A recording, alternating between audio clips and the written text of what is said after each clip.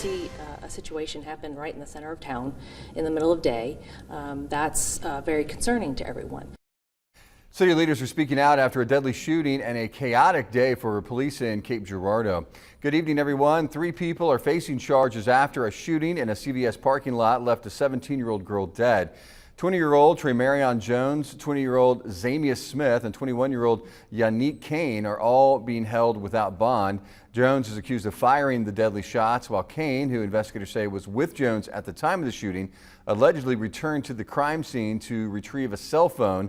Police caught Jones last night after a short chase around the apartment complexes near Arena Park. They say Smith was the man driving the vehicle. The shooting is the second homicide in Cape this week and the latest in a string of criminal investigations by police. Today, Nikki Clark sat down with local leaders to talk about it. She's live in the studio with more.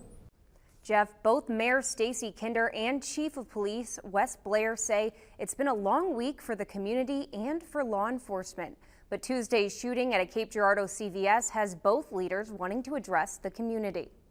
Anytime that there's a major incident like that, especially where in an area where you just don't expect that it would happen, in a broad daylight in the middle of a busy intersection, it does play to our fears. But Cape Girardeau Chief of Police Wes Blair says he does not believe the public has anything to worry about. We think it was an isolated incident that was confined to the people that were involved in the shooting, and then unfortunately another bystander was struck by gunfire. The Tuesday afternoon shooting on William Street took the life of 17-year-old Kimari Childress. Across the street, a man working at a construction site also took a bullet to the hip. I, like everyone, is concerned as well. What we're seeing here in Cape is what people are seeing across the country, unfortunately. Mayor Stacy Kinder says these types of incidents are happening everywhere, not just in Cape Girardeau. The city has certainly invested in a lot of different and new things to help the police department best approach newer problems. We take crime very seriously. That's why we're always out actively patrolling. That's why we've invested in so much technology. The shooting at CVS is the second homicide in Cape Girardeau this week. Early Sunday morning, police were called to the Red Star boat ramp where they found a man dead from a stab wound. Chief Blair says his department has worked tirelessly on these 2 cases to get the bad guys off the streets and keep the community safe. Something important that the community needs to know is that you have police officers in this community that they run to gunfire, but they run to take care of people too. We have a police department that is just really very, very capable of responding quickly.